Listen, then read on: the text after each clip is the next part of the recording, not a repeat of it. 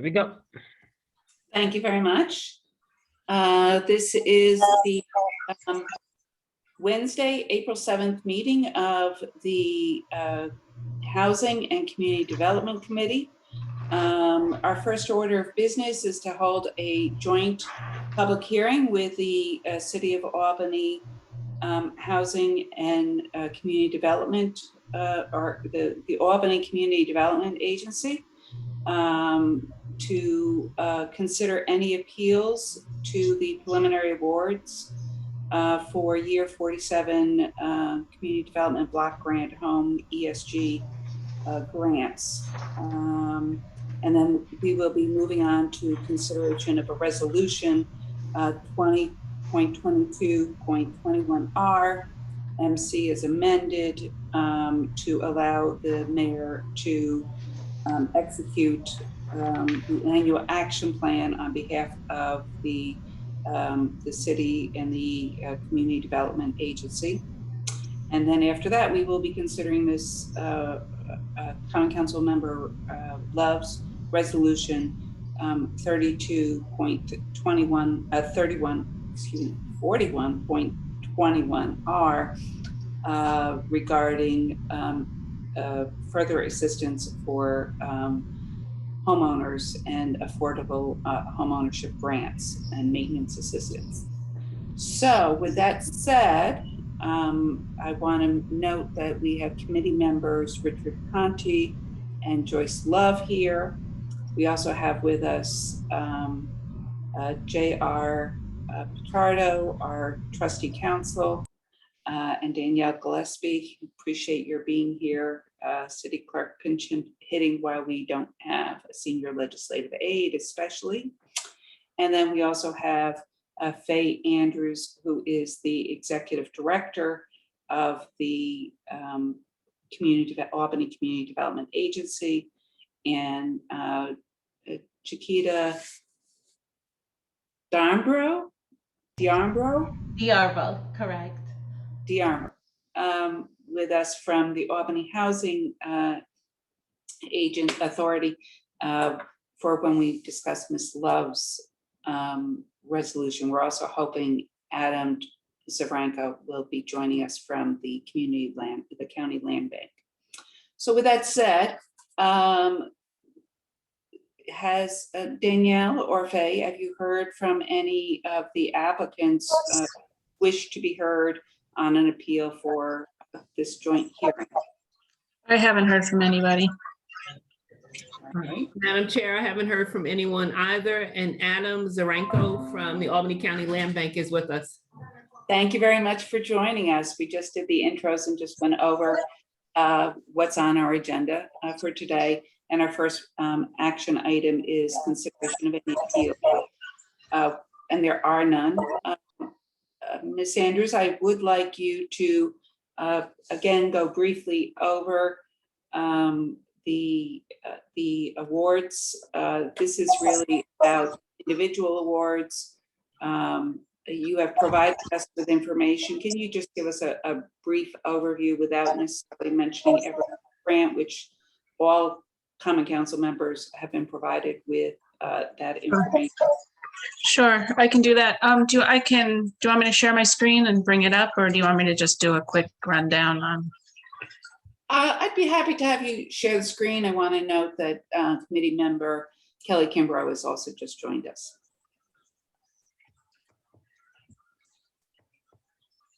Okay, here we go. Everybody can see this? Yes, I can. Okay.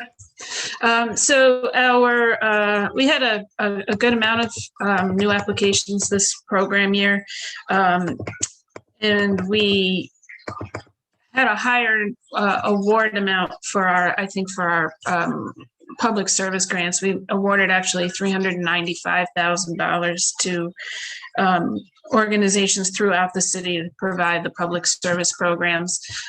Some of them you're familiar with because we funded them in the past, and then others that are new this year include, let's see, sorry.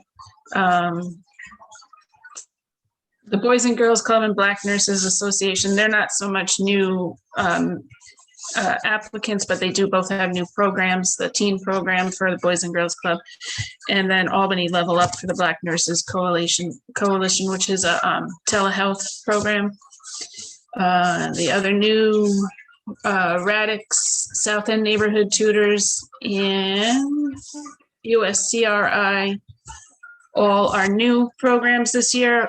For our regular program years, they actually did receive funding through the summer with the COVID, the CARES Act funding that we had, and got their feet wet a little bit with how the funding works, and decided to apply for their full year program, which is great. They've been great organizations to work with. They provide great services.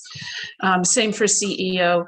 They started out this summer and then put in a full year-round application.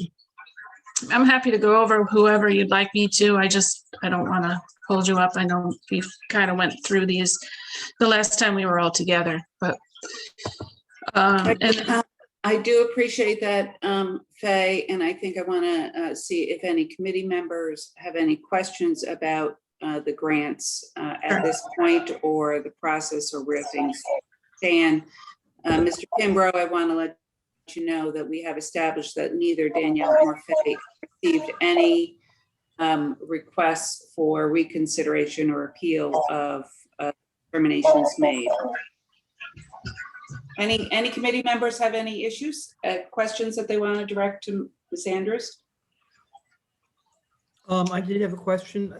So now that we have gone through or the appeals process, and today was the deadline also for any written appeals that you may have gotten. So since there have been no appeals, is there any further steps that we need to consider aside from moving the resolution forward favorably? I don't think so. I mean, everything is exactly the same as it was the last time we met, and I guess that's on you if you guys want to meet again. I think we had a tentative date set for next week, correct? Yeah. To get back together. But I don't anticipate any changes going forward. So I guess that's up to you, and if you'd like to have that meeting. My inclination is to formally close the hearing and then move forward with a vote on the resolution. So if that's acceptable to people, I move that we close the hearing. Is there a second on that? I'll second. And all in favor? Faye, if you could take down the Oh, yeah, sure. Yep. Yep. Sorry. All right, and so everybody in favor of formally closing the hearing, raise your hand. Aye. That's unanimous. So the hearing is formally closed. And with that, we have the resolution 20.22.21R MC as amended. It's a resolution designating the mayor to act as official representative of the city of Albany to submit annually to the U.S. Department of Housing and Urban Development the annual action plan and amendments thereto under the Community Development Block Grant Program. And we have also noted in that this is an approval of the program year 47 in accordance with a public hearing held on April 7th. Can I have a motion to move that forward to the full council with a positive recommendation? Moved by Mr. Conti, seconded by Joyce Second. Love. Okay. And any further discussion on that? With that, all in favor? Aye. Aye. And that passes unanimously. Thank you very much. Next, so now we will move on to consideration of Ms. Love's resolution 32.41.21R that was just introduced. The resolution of the Common Council of the City of Albany calling on the mayor of the City of Albany and our county, state, and federal partners to implement more incentives for affordable home ownership and grants for home homeowner maintenance assistance. Before we have some special speakers, I would like Ms. Love, would you like to say anything about this resolution? I'm going to refer to JR. He did all the research. So I'm going to refer to JR. All right, JR. Okay, so this resolution came about from a constituent of Ms. Love's in regards to some of the blight in the downtown area, and also in regards to a lot of the changes that this person noticed going on in the neighborhood, and noticing that there tends to be a shift towards more residential rental properties as opposed to more residential home ownership. What came about during my research and in conversation with this resident is the opportunity zones and the redlining that happened in the past. So up on your screen currently is the red line map of what the banks did in denying mortgages in these red areas. In 2017, the Jobs Act and Jobs Creation and Tax Cut Act then created what is now known as the opportunity zones. And this is the current map of our area. And as you can see, the map basically mimics the red line map almost to the T, with the exception of this portion of downtown, but it's basically mirrors it in a sense. What I have noticed in my research is that there has been more creation of more rental income, more rental investment income properties, as opposed to more home ownership property, more home ownership.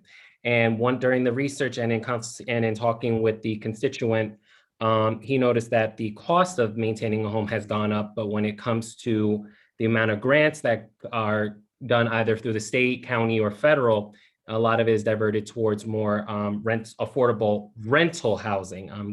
Generally the term is affordable housing, but being very specific, it's towards affordable rental housing. And so that one of the concerns was, that turning more into affordable housing, and that given with this pandemic and on top of just the general cost of homeownership, it has gone up. Now I'm pretty sure, as many people realize, the cost of lumber now has gone like 3 times since the year passed. So even doing minor renovation has even gone up. So that's where the sense of this resolution came up about. Thank you for that. Before we move to some of the speakers, do committee members have any questions for Mr. Pichardo and Ms. Love?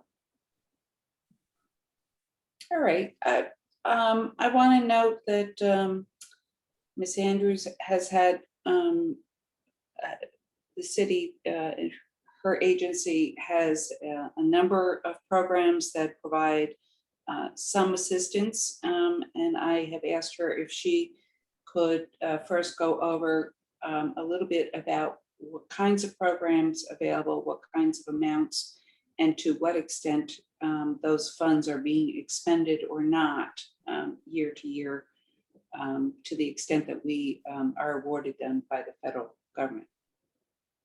Ms. Andrews? Okay, I'm going to, if it's all right, share my screen once more and bring you up to our, oh, sorry, I have to wait for JR to not, there we go. Oh, thank you. Oh, you did that, thanks. Appreciate that. Okay, so I think a lot of you know or have been somewhat familiar with the programs that we run out of the Community Development Agency. A lot of them have provide funding to homeowners of a particular income bracket, generally 80% or 60% of the AMI, depending on the funding that is used. Do you know what that essentially equates to in the way of well, it depends on the size of the family. I can tell you that a family of 1 is about 54,000, and then it goes up incrementally from there. I can send a chart. Actually, I could, in a second, as we're going through here, I can bring up the chart for you on one of our program guidelines if you'd like. And this, in the item that is being screen shared, available on your website? Yes, yep, this is on our website. When the pandemic hit, we put all of our program guidelines and applications onto our website to make it a little easier for folks to download it. Some Some people still have access issues because they don't have access to the internet. But we're working through that, and we're actually going to start some, come May, we're going to start some outdoor recruitment activities to try to get people back into our building and to access our programs. But for the most part, everything is right here on the website as to the different programs that we have. So the lead-based paint hazard control program, that one, we just received additional funding, another $3.5 million to make homes throughout the city. It doesn't have to be in a particular neighborhood, but throughout the city, to make them lead safe for families with children under the age of 6. They can either have children living with them under the age of 6 or who visit on a regular basis under the age of 6. So we have just finally gotten our staff in place for this, and we'll have started our assessments and work write-ups of the homes. And so we're getting a good start on that. The Albany Access Program, that actually is has a higher income level. This is a program to assist people with disabilities in the city who need help making their homes more comfortable, and provide an opportunity for them to stay in their homes longer than they would be able to if the changes and modifications weren't made to their home. That's a $25,000 grant that can be used to do whatever is needed in the home, whether it's a ramp, whether it's lowering counters in a kitchen, widening doorways, helping make a bathroom accessible. Those are typically the things that we've seen. We just started that program in 2019. So we've really only had about 5 people who have been able to take advantage of the program, because obviously in 2020, we weren't able to do a lot with that program or with any other programs. So we're hoping that we'll have more people come and access that program. The Homeowner Assistance Program, that's our biggest grant program for homeowners in this city. That is it's a $40,000 grant that will assist homeowners with code-related items. Everything we do has to relate back to either an emergency, a health situation, or code-related items. So, our programs can be used if there's a roof issue, if there's a boiler issue, anything that would make have them have an issue with the codes on their home. We can't just use it to replace a kitchen if someone doesn't like a kitchen or they want to upgrade their kitchen or anything. It's really only code related items. Danielle, can you go, or can I do it? I don't know if I can. Can you go down a little bit? There we go. The home acquisition program, that's our down payment assistance program. It can help with closing costs and with down payments when a person purchases a home in Albany. And then the last 3, the senior rehab program, the rehab assistance program, those are our $5,000 emergency repair grants. The ones that when, say somebody needs a quick repair to a boiler, or sometimes the boilers can be replaced with that, or their front steps, anything that causes a risk to the safety of the homeowner. Those programs can be used. We can use sometimes the 2 programs together, 3 programs together if we need to. It really depends on the need of the homeowner and the amount of assistance we can provide in the HUD regulations. Any questions on those programs? If there are no questions. Yeah, I'm sorry, just a quick question. Okay. The total, roughly how much funding is available for these programs annually? We just approved an amount of CDBG funding, Right. roughly in the 400,000 range, and the same for our home fund. So there's a decent amount there. We do go over budget sometimes. It depends, on the need of the family and the situation in the home. We are going to try, unless the house is really not salvageable or not able to be helped with the funding that we have. We have some flexibility with the funding, but your resolution, I think, is coming at a good time for us. Joyce, we just hired a person to start working in our office on the 19th. He'll be there, and he's filling a need that we haven't had in a long time. Our deputy director retired this summer, and this person has a lot of planning experience, a lot of community development experience, and what I've asked him to do when he comes aboard is to take a look at all of our programs. You know, a new set of eyes on the regulations and what our programs are doing, I think, is important. And I'm looking forward to hopefully making our programs more accessible, more open to people who typically haven't been able to apply for them. So, yeah. Yeah, that would help me out a lot because, Yeah. you know, the last year, I mean, the last couple of months, I've been getting Yeah. multiple applications for you. From Yeah. you. Yeah. But my problem is I have to go sit with the people, help them get their information together. Right.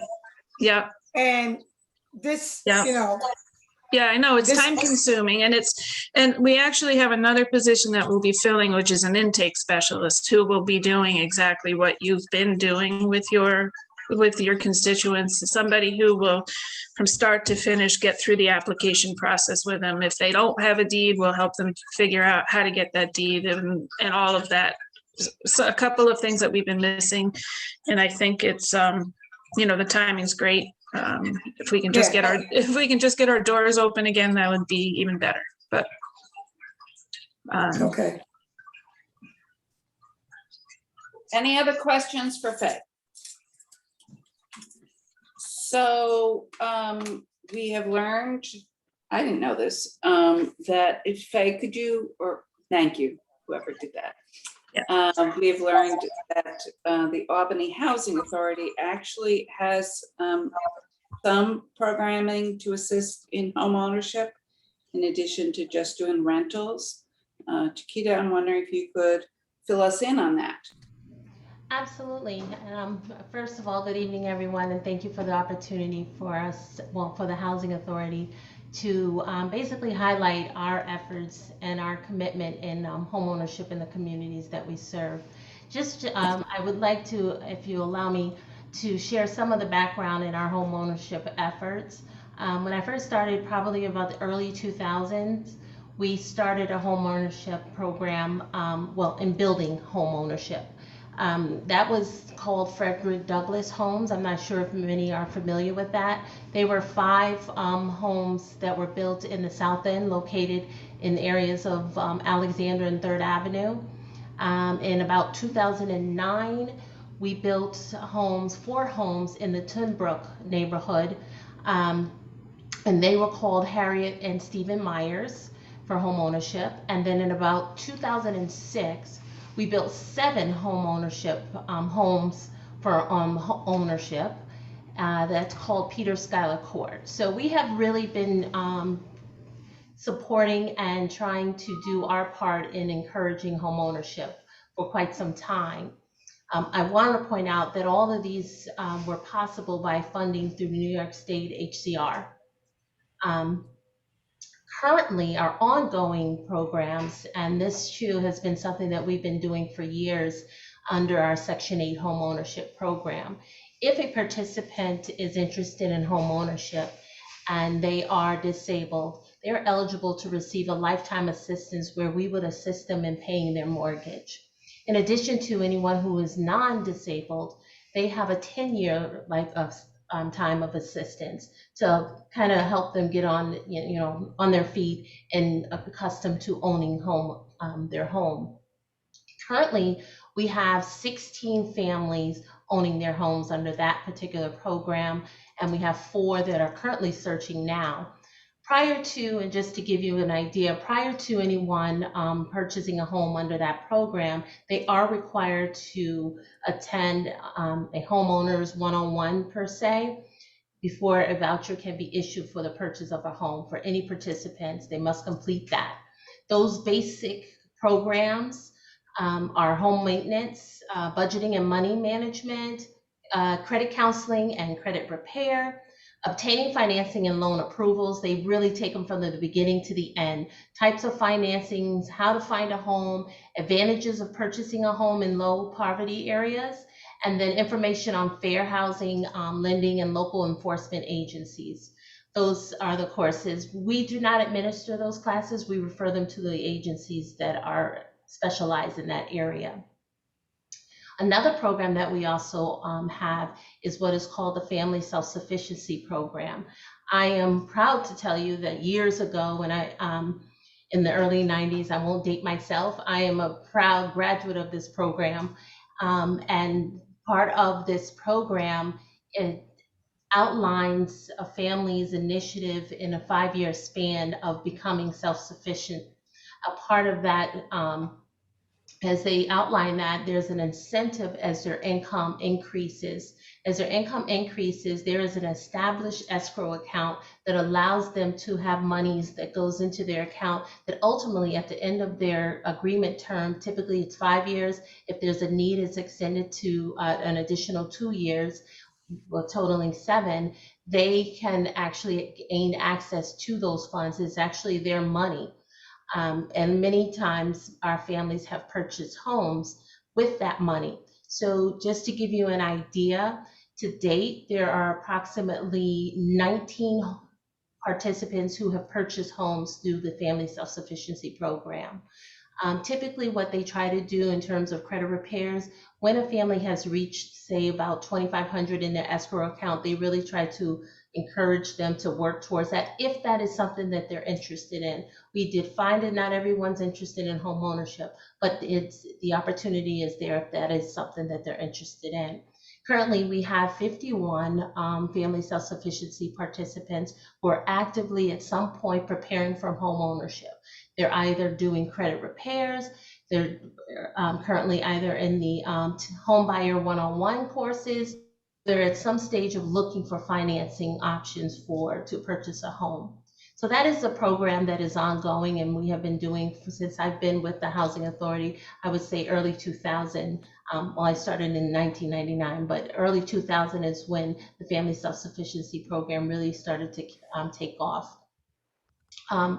Currently, we are in a partnership agreement with the Albany Community Land Trust and Habitat for Humanity, Habitat for Humanity of Capital District, whereas, as you know, the Housing Authority are doing many phases in IDR Road, phase 1, 2, and 3. Well, phase 3 will consist of 6 home ownership opportunities where 3 sets of 2 units will be built for home ownership.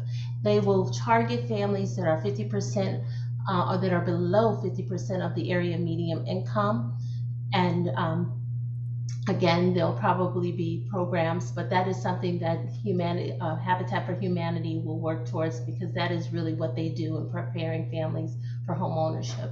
So that we are currently locking in and securing all the funding and tying all of the loose ends. The Housing Authority did secure DRI funding through the New York State Housing and Community Renewal for this particular program that will go towards that. We're also donating the lot for the purpose of building those homes. So these are some of the examples that we have done over the years and continue to do in our efforts to support and encourage home ownership throughout the community. I know I've spoken to many organizations, one being the Land Bank, in future partnership and sharing some of their initiatives and being a partner and encouraging as well. And the Housing Authority is always looking for various partnerships and initiatives so that we can do that and fulfill our obligation to securing home ownership in the community. Thank you very much My for pleasure. that. And thank you for taking over the leadership of the Albany Housing Authority. I feel as though it's in good hands, and that's always reassuring. Thank you. I'm wondering, is that particular information available, these different opportunities available on your website or online someplace? How do people hear about this? Absolutely, they are. I will be honest and I will look to find out if they're, how can I say, when you click on our website, if that's something quick to see, but I can tell you that they are on the website. Navigating might be a challenge, but we will improve that. I'm in the process of looking over, revamping. At some point we'll get there, our website. So we will make it more accessible in terms of actually being able to see it. But yes, it is on our website. We also do monthly mailings and reminders. There's some of our programs, particularly the Family Self-Sufficiency, that is a constant recruitment program that through mailings, calling, identifying some of the caseworkers might identify some of their clients that have mentioned that they're interested, or they may have identified based on their income and readiness, possibly referencing them to the organization that actually administers our Family Self-Sufficiency program. So yes, we do try to get out as much as we can. We have an Instagram account. It's fairly new, but we are trying to utilize those platforms to get the word out. We have a system that we try to text, email, and call. Oftentimes, it's depending on the voice and what it said. When someone might pick up, they quickly hang up, so that may not be getting through as much. But we try all avenues to get out the word. So I would love for you to send me the links, and Faye, if you can make sure I also get the links, I will put the links in the minutes for this particular committee meeting notice. I am wondering if it would be appropriate for there to be cross links also to your respective programs for anybody who is looking for information about the full universe of opportunities that might be available to them.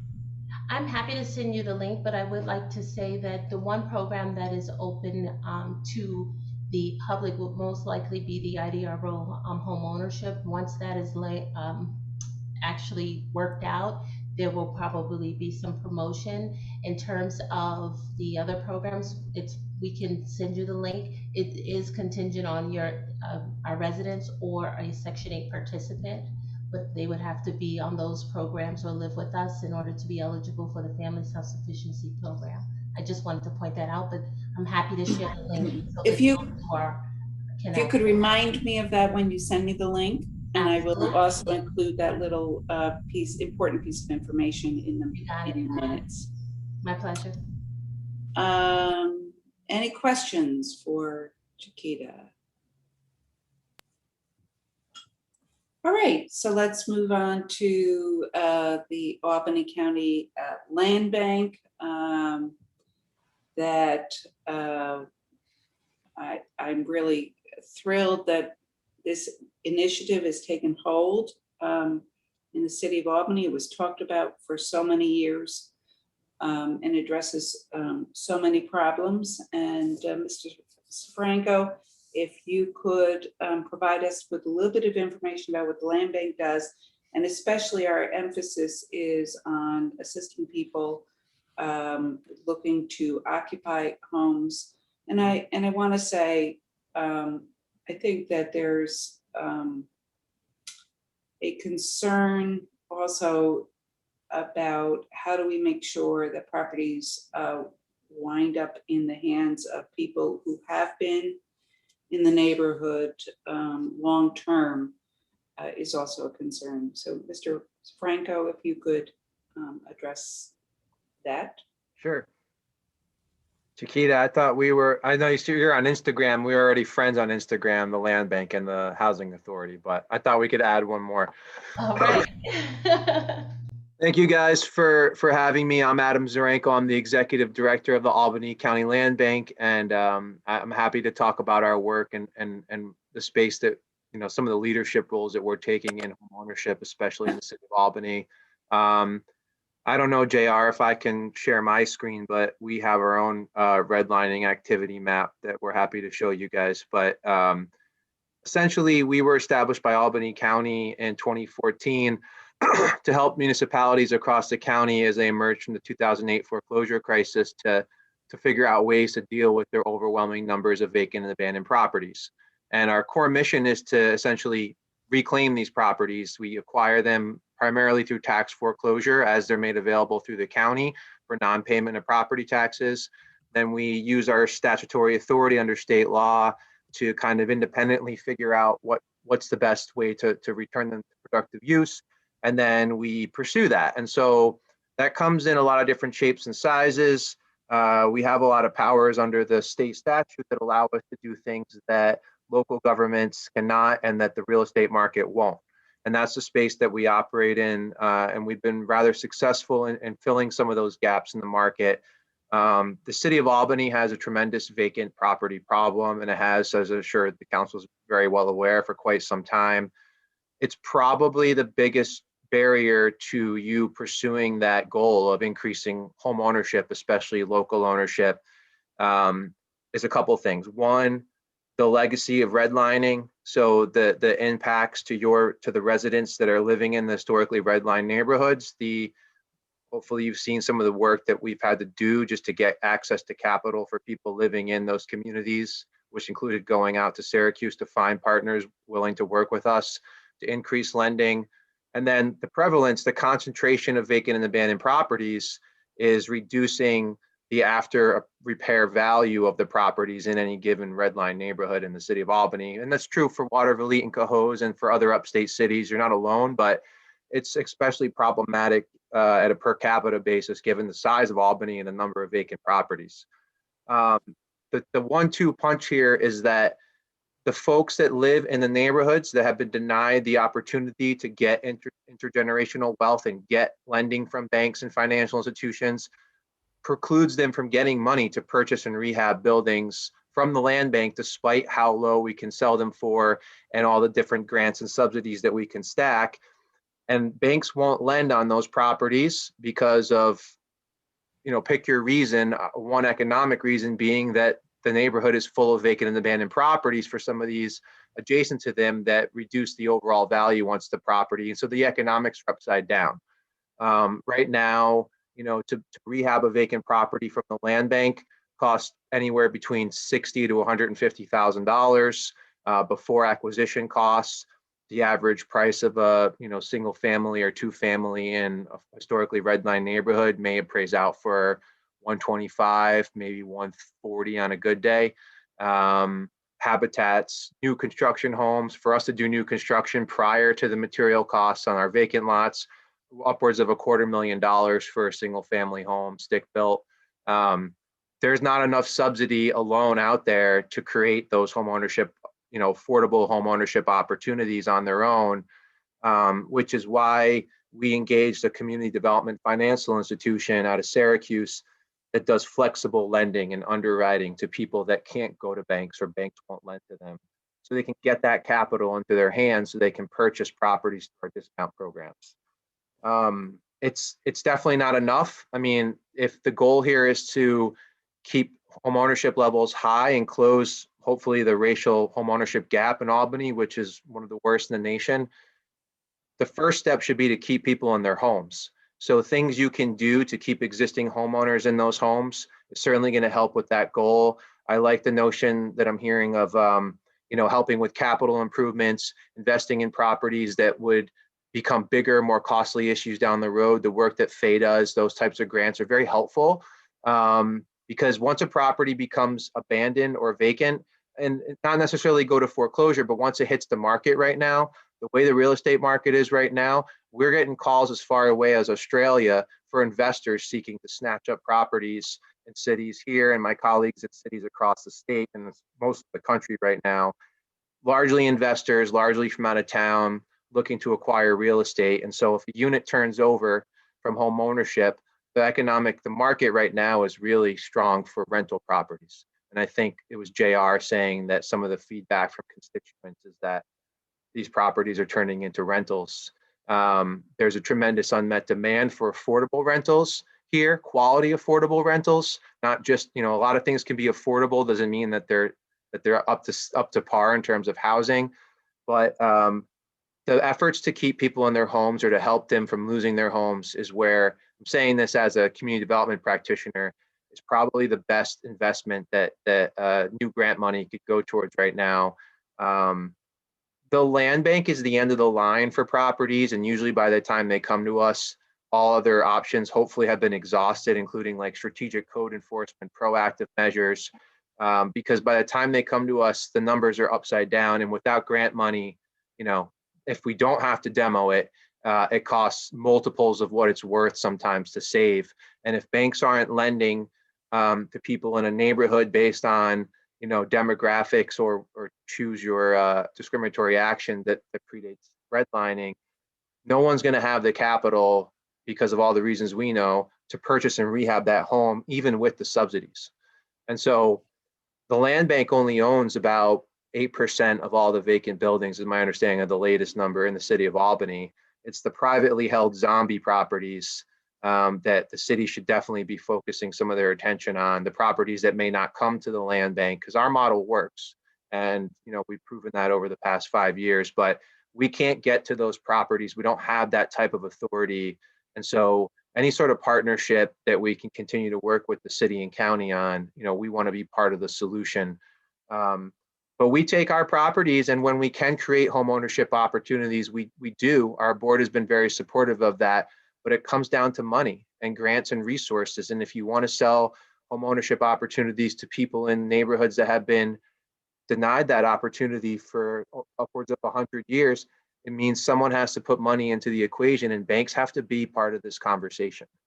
Banks and financial institutions have a huge role in causing the challenge that we're all working on right now. They did it again in 2008. They did it in the 30s, and they need to be at the table to put money back into these neighborhoods, and that could complement the grants. But I just think that that's an important piece that you know, is missing from some of these. I've been in a lot of these different conversations here and across the state. And so Albany's headed in the right direction, but, you know, upstream interventions, very important.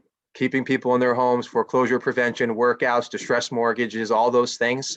I would continue pursuing that for sure, because by the time it gets to us, you know, it could be a $90,000 demolition and turn into a $100 vacant lot sale. That's not sustainable for any unit of local government, no matter who you are. Thank you for that.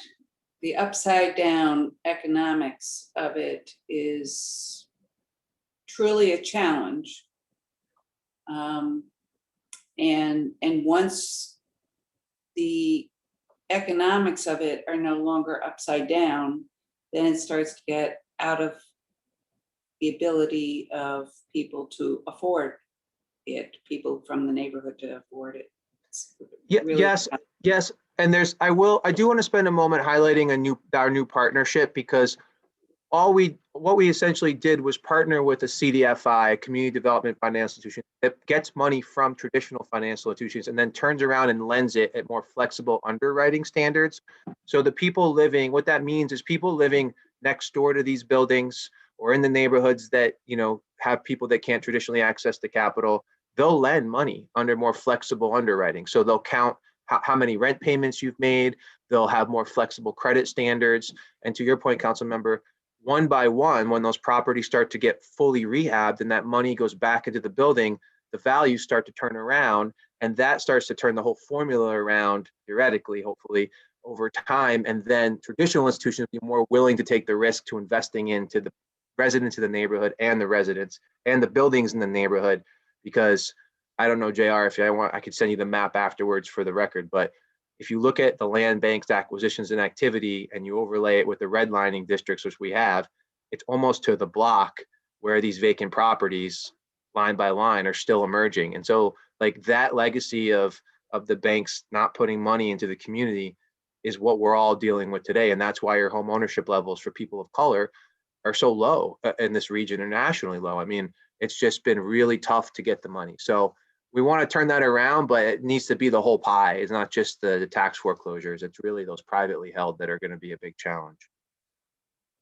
Thank you. Questions from other committee members?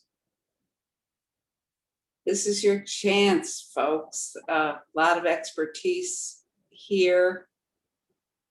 I think an obvious question is, what can we do as a city? My gut is somehow or other we need to figure out how to use some more of the American Rescue Act funding to help people lower economic brackets to further improve their homes and make them accessible and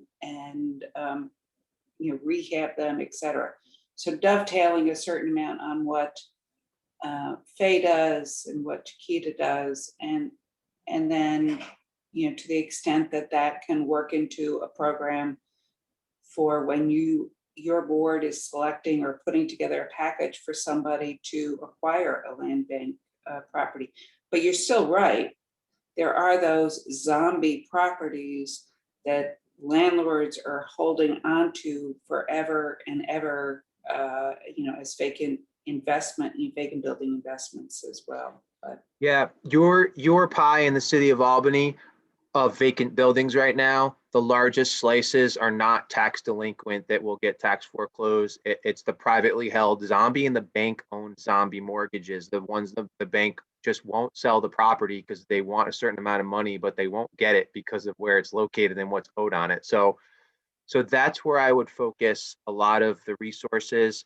And then, I know every codes department in New York State could use more resources, but upstream interventions, getting to properties after someone decides to abandon them, but doesn't mean they necessarily vacated them. When someone decides to stop investing in the property, that's when the abandonment starts. And you have to the sooner upstream you can intervene in that, the less resources it costs to turn that property or keep it from declining to the point where it's going to eventually end up our way or worse at an auction from a bank or something. So yeah, I mean, any grant money or American Rescue money, anything like that, the earlier upstream in that lifespan of the property's downward cycle is always better money to spend. It seems like a lot up front, but it really, if you do the cost of these properties at the end of the line, the demos, the property calls, the fires, the police calls out, coming and going, the not paying taxes, the time it takes to rehab, it's way more expensive to let them get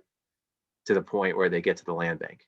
So I would support anything, that, and I know there's lots of efforts underway that gets upstream to these properties. Like, we don't want these properties to come to the land bank, frankly.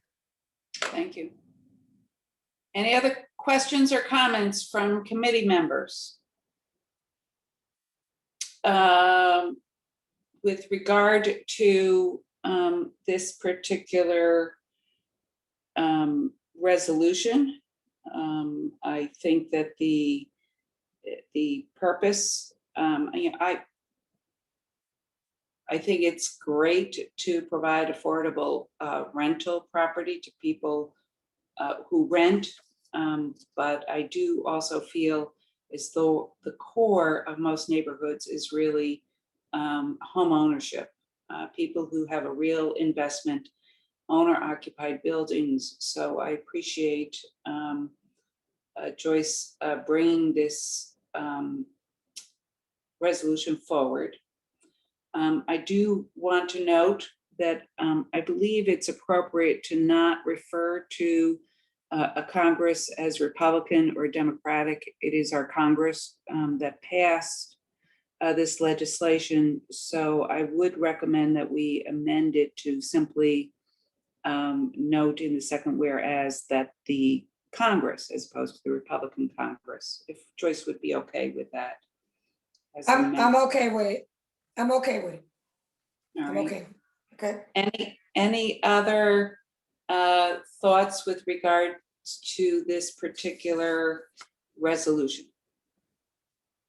Can I have a motion to move it forward with a positive recommendation with that one change? Mr. Conti moves, Ms. Love seconds. Any further discussion on this? All right, so all in favor of moving this forward with that amendment, raise your hand, say aye. Aye. Aye, so that's Aye. unanimous. That passes unanimously. I want to thank Ms. Andrews, Mr. Zoranko, and Ms. Dimbro. Diarvo. Diarbo, I'm going to get that. I apologize, and I think Okay. I think I can get even with my last name there too.